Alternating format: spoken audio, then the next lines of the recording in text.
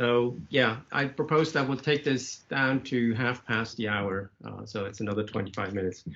I was just looking through my office. It turns out I have a piece of UVES in my office.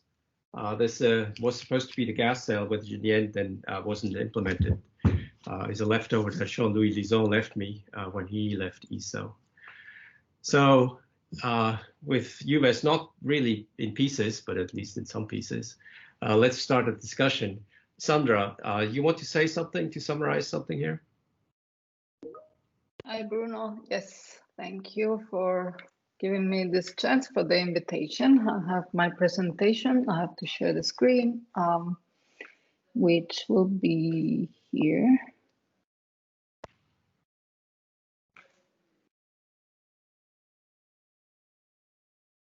Does it work? It should be working now, right? It's coming. All right. There you go. So, yeah. So it was very interesting and to have a summary of what was going on with UVES in the last 20 years. But as to mention why it is so important, why is it such a unique instrument, is because it is very, I mean, the performance in the UV is very good, and it's the best after instruments on HST. Wide wavelength interval, and also high resolution, which means 58,000, which is 5.2 kilometers per second at 400 nanometers for magnitude 18 object. This we saw it from the talk from yesterday from Sandro, and even higher at 600 nanometers for a fainter object. And you can also do objects that are fainter than 19. Easily you can get a decent resolution spectrum for a magnitude 20 object. We've seen from Annalisa how important it is to have this rapid response mode capability. And from what I understood, now it's possible to do it again, because I think they've been using this rapid response mode only a few times in the past. And in particular, Annalisa mentioned one object. It was a gamma ray burst. And she said 8 minutes after the swift alert. I've seen on the paper it was 2 minutes after the alert. So I don't know why this difference, but 2 minutes is really fast. And that's 8 minutes after integrating on the source. So. Oh, all right. Okay. Yeah, but it was super fast, and I don't think it was possible to do anything faster than this. And when you have sources like gamma ray bursts, where the variability is very, very strong, to be that fast is really very important. And so for gamma ray bursts, you lose a lot of signal if you wait. And indeed, many redshifts that we find with gamma ray bursts today are found by lower resolution instruments like X-Shooter. Sandro showed this list of papers that have been published in the first year or two of the use of UVES. Many of these papers, these are 11 papers, were observing quasars, so bright objects and point source, which is ideal for UVES.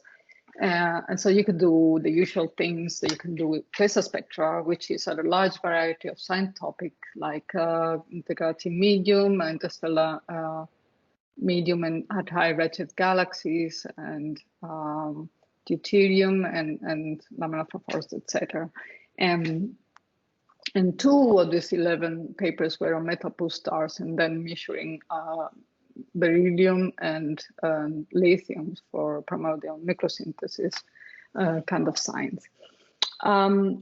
So now, after 20 years, most of the success of, if you say success means citations, so this is a little disputed, but let's say we measure success by counting the number of citations. So you have also to consider when the paper is published, because if you wait long enough, you collect more citations. But, you know, roughly speaking, if you consider most successful papers, these are mainly about Milky Way objects like globular clusters a lot, and stars and open clusters and things like this, which means 20 out of 60 of these papers, of the most successful papers, are extragalactic papers.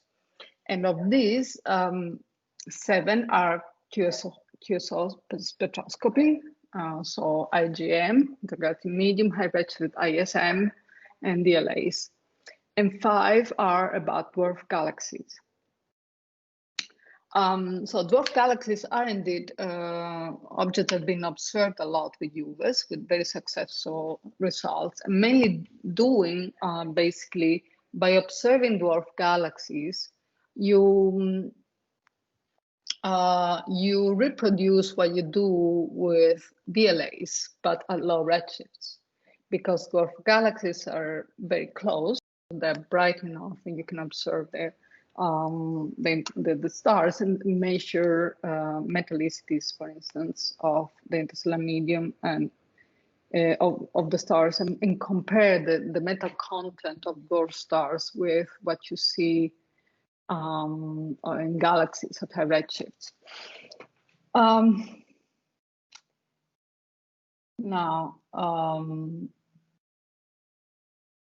These are the, if I ask the Isola Bryant, Uta Grotkopf to give me the most successful papers, out of this first 28 papers, 8 are those for extragalactic astronomy. And here's the number of citations. And here's the number of citations divided by the number of years since when this paper has been published, which is this number here, 11, 17 years published, etc. And here are the titles. I guess you don't want to see them all. And this is the other side, the other 12 papers out of this, the other 32 papers. All right, what we heard today, the second day of this conference, I just made a short summary of what I think was interesting and open questions. Sandra, Sandra, sorry to interrupt you. If you can finish soon so that we have a discussion, please. Yeah, well, I have just a short list. So you mean I have to finish now, Bruno, or? Wrap up, please. Yes. So Michael, I like your talk because the fundamental constants, why they're constant in time. I think this is very important to do it, and the detailed measurements don't show apparently any evolution with time, but I think this is important to continue looking for this at very low level, at least to exclude some models with respect to others to explain the fundamental physics. Pasquier, he said that these clouds are very small, and I still think you might be able to see variability if you wait long enough. If you observe these objects again and after decades, you should be able to see variability if they're really so small. Valentina, I like her talk a lot. I was surprised that there was a difference between the Tirium measurements that you see from observations with comparison with Planck expectations. So there was a bit of a discrepancy. The Tirium measurements were rather high compared to what Planck would tell us. The carbon-4 measurements in very small low density clouds at high redshift, this was also rather fantastic, I think, and maybe other elements could be investigated more to understand better the physics of clouds. Norbert, fantastic data for very low metallicity stars. This -7.5 is fantastic. And UVES will be very much unique even after high-res on ELT. Annalisa showed that 17 GRBs, gamma bursts, have been observed with UVES, which is only 3.6% of the total number of GRBs with redshift, which is almost 500. So maybe we could do better, and especially if we have rapid response mode capabilities. And the last talk by Magda and Isabel, right? I forgot her name. These spectra products are super useful. And I think this is also something that we could explore for the future to continue work with this data, even if you're not directly observing with UVES. And I want to show this final figure, which is very interesting. So it's a comparison between pipeline and manual data reduction. So it's a GRB spectrum at redshift 3.075, and the published spectrum in a paper is from Cucchiara et al. 2013. And this is the one, the same data reduced by Cédric Ledoux, and you can see how much better if you do it manually, the data reduction for UVES spectra, because it's a very complicated instrument and getting a good job is very hard. So I think the difference in signal to noise here, from here to here, is at least a factor of 2, maybe more. But maybe with the new 1D spectral products, the quality of the data are better with comparison with the pipeline that was available in 2013. This I'm not totally sure. Well, I guess it is better now. Okay, so this is all I wanted to say. But no, sorry for taking too long. Thank you, Sandra. So let's move on quickly to Sebastian. He has a few slides as well, so that he can show those. Please. Sandra, you have to stop sharing. Yeah. Yes. Let me see. This.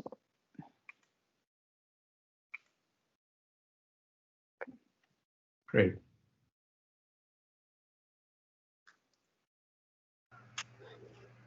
Thank you, Bruno. Can you see my slides? Not anymore. Yes, if you. Yeah, that's working. Okay, just a few ideas to feed the discussion. But let me remind you first that this was the first UVES paper, extragalactic paper, highlighting first the blue coverage of UVES. Here you see a quasar spectrum in the Lyman alpha forest. And this was very important because Keck Hires was in business for a few years already at that time. And secondly, the high resolution was very important and enabled people to sort out the metal lines from the H1 lines. And this continues to be important nowadays. Soon after that came Jacqueline Bergeron's lecture program. We've talked about that already. And one may wonder what's coming down the pipe in the 2030, around that 10 years from now. And it looks like UVES will be in a very good position regarding high resolution spectroscopy in the southern hemisphere, having unique throughputs in the blue, in the large and the extremely large class telescopes, and also having synergy with the various alert brokers that are going to be by that year, especially coming from the gravitational wave domain and also the radio domain. So most of the extragalactic stuff is done using quasars as background sources. We have talked about this already. The UV coverage, the blue coverage is key to get abundances, physical conditions, and also kinematics, to resolve the kinematics of the absorbing clouds at low redshift. Also the Lyman alpha and Lyman beta forest are benefited by the blue coverage, especially because you need the Lyman beta to get the accurate H1 column densities. And there might be synergy with the future blue muons here as well. So, but this was mentioned already. Bright quasars in the south are still to be explored. Today we have only 500 unique quasars in the archive, but in the future, surveys like Kubrick's can help, and certainly the massive surveys like Foremost and WAVE will feed this parameter space, providing targets for follow-up. So this is coming, and one of my wish lists multiplexing. We heard that flames is gone or it's going to be gone, but why not reconsidering spatially resolved spectroscopy, which is one of the future highlights. Here you see resolved spectra of a giant gravitational arc that is done at resolution of 4K only, but I'm convinced that can be done with 40K resolution as well if the blue coverage is improved in UVES. So let me go very fast through this slide because we saw fundamental constants already. Cosmology, we saw D2H ratio is possible. I'm insisting that we could go to the laminar force as well with some ideas of staggered spectra, for instance. Reionization by studying metals at high redshifts. And George Becker is doing great work here. And UVES will be useful here as well. And transients. We heard about transients in Vera Rubin telescope times and other experiments. We will have location of the sources and brightness in very short times. So we will get to GRB afterglows, exploring the ISM of the host galaxies and the CGM and IGM in the intervening systems. Why not some of these will be triggered by gravitational wave alerts, like it was done for the first one, where X-shooter was very useful. And why not future FRBs, fast ready burst, which are very important to get the missing baryons, because we can get the electron densities and not only the atom column densities. We don't know what the optical transients will be for FRBs. So this remains for the future. So let me finish with my wish list. This is very in line with what's been said already. We need more sensitivity in the blue arm. We have heard that this is already ongoing with 50% beta throughput. Why not having a full blue coverage in just one shot with just one setup, no moving parts? On the we need to keep doing with the rapid response mode, especially with the future transients that are coming from everywhere, every part of the spectrum, and also gravitational waves. And finally, why not reconsidering multiplexing? This is my lovely subject for spatially resolved spectroscopy. Okay, I hope this helps. Thank you, Bruno. Okay, thank you, Sebastian. So there's a number of things that we can discuss. I'm happy for people to chime in. There's one thing that I wanted to bring up. The Rubin Observatory has been brought up a couple of times. As you realize, they're saturating at 16th magnitude. So most of the transients that they will find are beyond the reach of UVES. And so you will want to have things like X-shooter and other things around. There are comments. Let's see. No, there's. You said 16th magnitude. What did you say?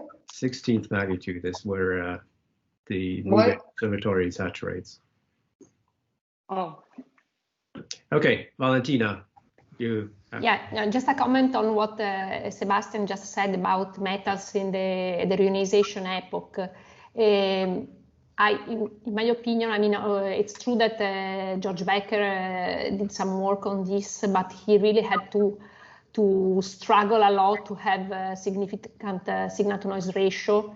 And I think that for the moment, the best instrument that we have for this kind of studies is X-shooter, also because in the most interesting, let's say, redshift range, when you go closer to 6, you are moving to, for carbon 4, for example, which is the most common element, you're moving to the near infrared, so you go beyond 1000 nanometers.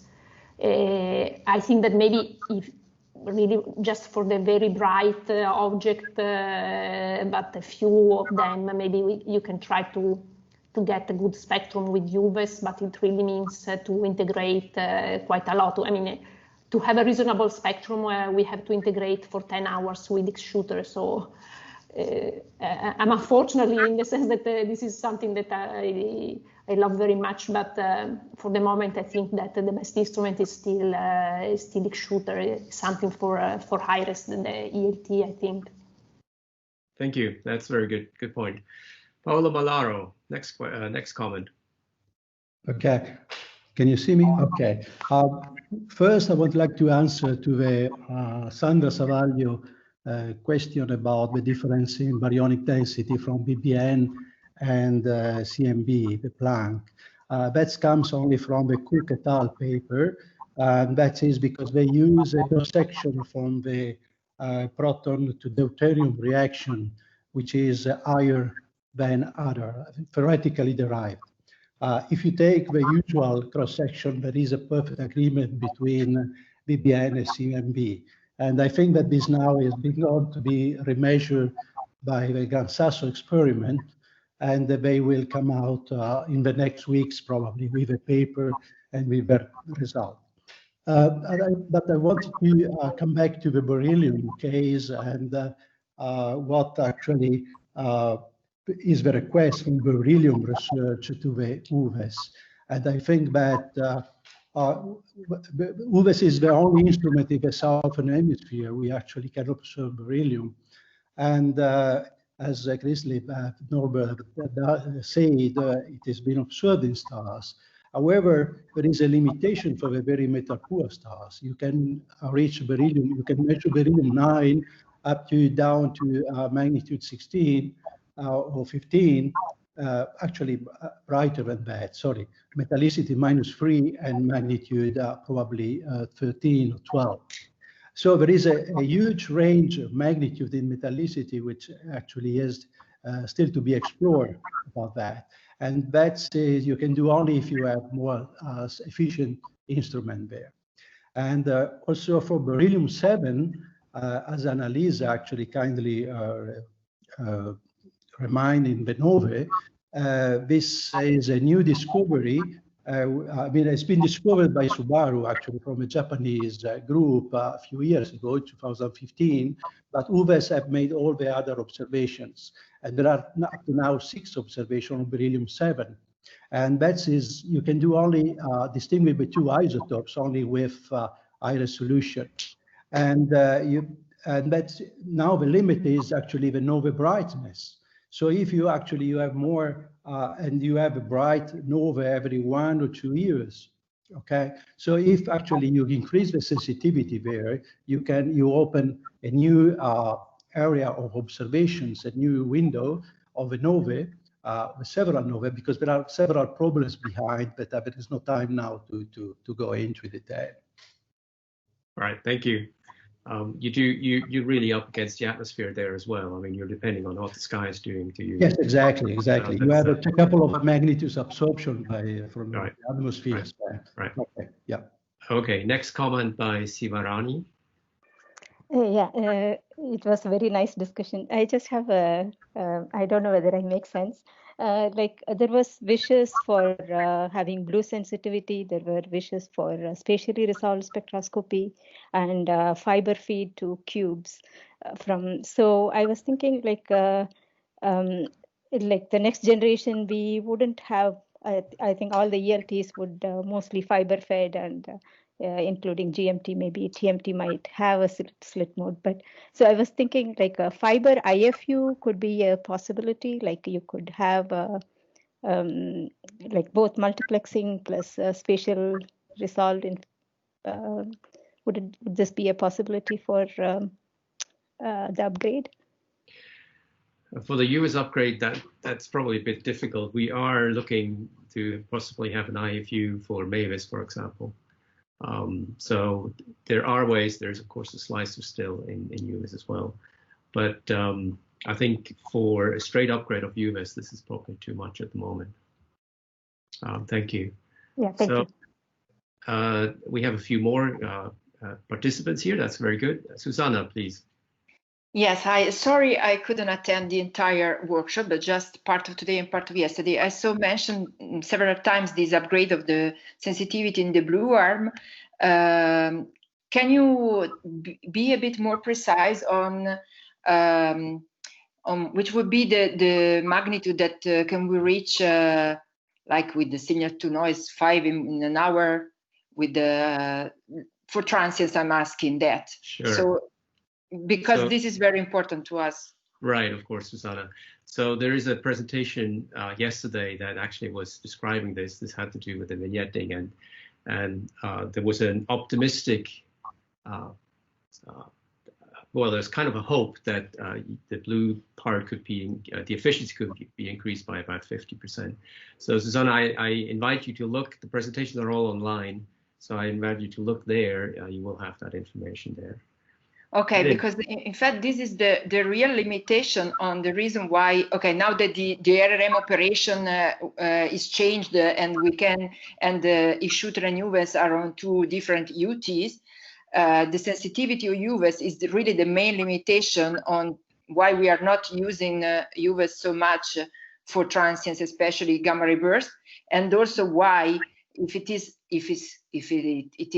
like it is today, we will not use it so much for gravitational waves, because the event of 2017 was exceptionally close and exceptionally bright. So we expect the bulk of this event to be a bit farther away, detected in the future, and so fainter and too faint for UVES.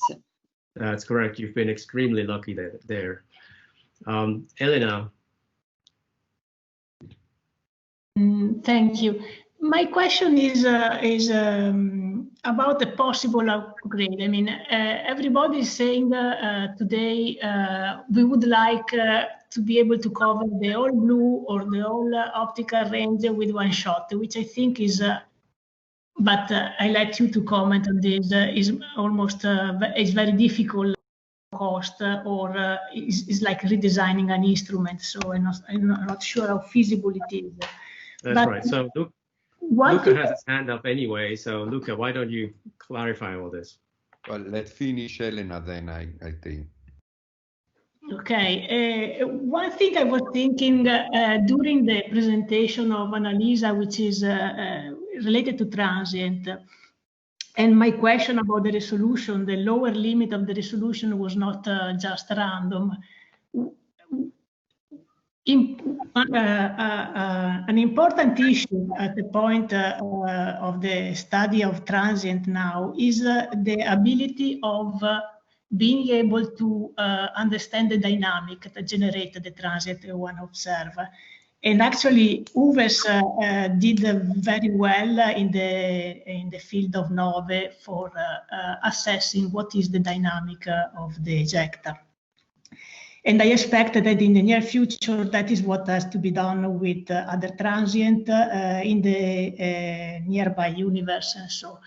But of course, as soon as one moves outside of the galaxy, the magnitude goes down, and the UVES may be not an option. X-shooter may be a better option, but sometimes the resolution is not high enough, as Annalisa said. So why not, since it's already in the UVES manual, the possibility of binning the detector, which save a lot of readout noise, and so increase the signal to noise that one can collect at a given exposure. Why not binning something even 4 pixel, which is still better than X-shooter, and offer it not just in visitor mode, but in service mode? Luca, you want to answer that? About why not offering, I cannot answer. The binning, Paola, Elena, sorry, is the problem that when you get under binned, so it's true that the nominal resolution is still better than X-shooter, but if you're undersampling, then you run in other kind of problems. And with a binning of 4, you will be undersampling. Yeah, so I think that this would be a problem for, well, I mean, it's not optimal. About the upgrade, you saw yesterday that in the blue is possible to get, that is impossible to get up to from 300 to 500 nanometer in a shot. In the red arm, we didn't look into this. I mean, everything is possible. Of course, the problem is that at that point you would kind of need another well, I mean, we are rebuilding this. We need another collimator, another camera, and a new detector, and then it start to be a heavy intervention. So it's not impossible. It depends a lot on the requirements, also on what is coming out, and then on the resources that will be available. So in this sense, I'm not, I mean, I don't think we should cut the science now, with other argument. Let's see what it comes out. I raised my hand for another reason, because I found very nice and interesting the link of the synergy with other instruments, and the link, for instance, with cubes, that I was personally very skeptical about it, but I see that a lot of people find it with very nice application. What I'm a bit surprised is that there was no mention at all of CRIRES Plus. CRIRES Plus is going to have, more or less the same resolution, so it's up to 100,000. It has now a fairly large spectral range in one shot, one infrared band, and is a slit instrument. So I was thinking that, even stuff like how you call spectrostrometry and planets, I mean, having so, RIJ, so multi-wavelength analysis would be extremely useful, or by this, I mean, thinking of, say, hey guys, I mean, in addition to shooter, I could have a high resolution shooter using these two instruments simultaneously for transit or other things. So I'm a bit worried. No, not worried. I don't know why it had not been presented, maybe because CRIRES Plus is not yet offered. This is celebrated. Let's say that I think I would find it as quite how you call natural, attractive possibility. Of course, It's difficult to get to telescope, but right. So Luca, we're celebrating 20 years of UVES. Let's give CRIRES a chance to start operations. I'll take two more. I'm already over time. I'll take two more comments, Luca and Hans. So Luca Spordone for it. Sorry, Luca, why don't... There's too many Lucas around. Now, this is very quickly to say that if I don't remember wrongly, Luca is right that 4x4 pixel would undersample, but the 1x2 and 2x3, meaning they are offered in Visitor, but I think they can be waived for service mode, so it's not impossible. That was all I wanted to say. I think the rule applies. Ask if you feel like it's helpful. Ask and see how he reacts. Yeah, it's good. And I think it's very fitting that Hans Decker would sort of have the penultimate word. I'll have the last word, but Hans, please. I've not been understanding much of the contributions, but I'm here for the suggestions for improvement. If you do say a one-shot UV arm, which we saw yesterday, would have something like 7 arc seconds order separation, maybe a slit length of 7 arc seconds, then of course you could, by choosing a new grating in the red, also have a much larger wavelength coverage in the red. So you would come close to an overall wavelength coverage of maybe 310 to 800 nanometers in one shot. If you use a dichroic, the transition region of the dichroic is usually about 5% of the wavelength. So at 500 nanometers, you would lose 25 nanometers. That's more or less what you can have if you are prepared to sacrifice slit length. Okay. Thank you very much. This is so it's been very interesting to listen to all this. I'm kind of an outsider, even though I have used UVES for some of my science things, even some of the spectra that have been shown. So it's been very, very interesting. It's fantastic to see this instrument after 20 years alive and kicking. and doing really well. It's also very interesting to see that there are ideas out there. What could be done better? I will not show, I had 2 slides prepared that were showing other instruments, or essentially the suite of instruments that ESO is offering below 400 nanometers. I'm not going to show that. It's the figure that Sandro, I think, showed, or somebody showed. It's in a messenger paper that Luca has published a couple of years ago. So look at that and have a look at what's offered already. There are plans for new instruments in that area as well, cubes, as we heard. And maybe if HRMOS comes to be, it's going to be a few more years, but if HRMOS comes to be, that's going to be very exciting. So thank you, everybody who's listened. I'd like to thank the SOC and the LOC, the Lucas, who put a lot of effort into this. That applies to both of them.